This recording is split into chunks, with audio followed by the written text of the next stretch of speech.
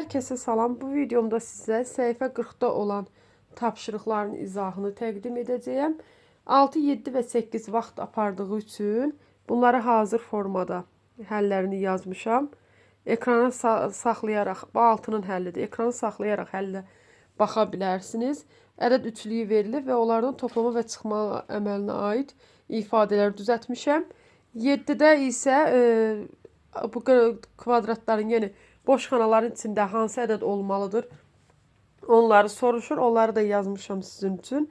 8-ci tapşırıqda isə 4 dənə ədəd verilib. Bunların üçündən ədəd üçlüyü düzəltməyi istəyirdi və mən də üçündən ABC variantında üçündən ədəd üçlüyünə uyğun olan ədədləri seçib toplama və çıxma əməli ifadəsi ilə yazmışam sizlər üçün. İndi isə məsələlərin həllinə bir yerdə baxaq. Məsələ 9-da deyir ki, Samir pul qabındakı pulun 25 qəpiyinə karandaş aldı. O 35 qəpik pulu qaldığını düşündü. Samir düzmü düşünür? Gəlin hələ bir baxaq görək Samirin pul qabısında bunu necə yoxlamaq olar? Öncə pul qabıdakı pulu, burada sual verir ki, bunu necə yoxlaya bilərsiniz? Öncə pul qabıdakı pulun miqdarını hesaplamalıyıq ki, pul qabısında nə qədər pul var idi. Baxın, bir 50 qəpiyi var idi Samirin. Bir 10 qəpiyi, bir də 5 qəpiyi. Deməli, Samirin 50 qəpiyi, 10 qəpiyi və 5 qəpiyi var. Cəmi Samirin neçə qəpik pulu oldu? 65 qəpik, eləmi? 65 qəpik pulu var. Və o 65 qəpiyinin 25-inə karandaş alıb. 65-dən 25 çıxmalıyıq onda biz. 65-dən 25 çıxanda görək bizə nə verir 65-dən 25 çıxmaq. Deməli, 25 çıxanda 5-dən 5 çıxırıq. Bizə verir 0, 6-dan da 2 çıxanda 4. Deməli, Samirin 40 qəpik pulu qalıb. Amma Samir 35 qəpik pulu qaldığını düşünür. Düzmü düşünür? Xeyr, düz düşünmür Samir. Sonra davam edirik.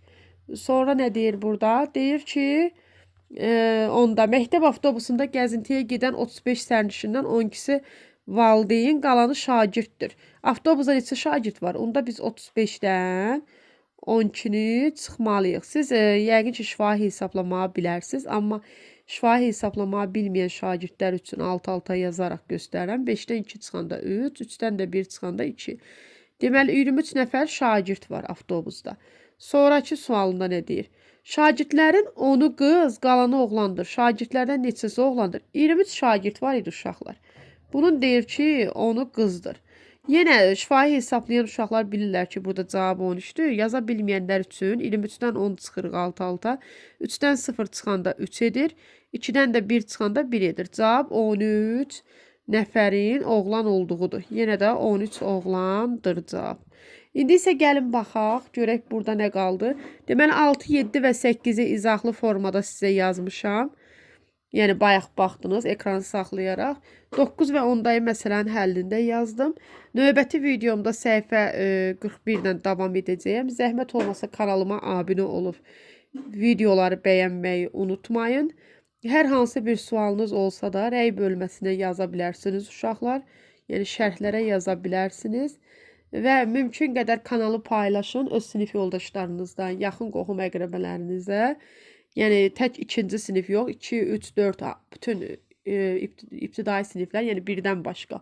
2, 3, 4-ün dərslikdə olan bütün səhifələrin həllərini sizə təqdim edəcəyim. Kanalıma abunə olun, ətrafınızdakilarla da kanalımı paylaşın. Hər bir şagird faydalana bilsin. Ay qız,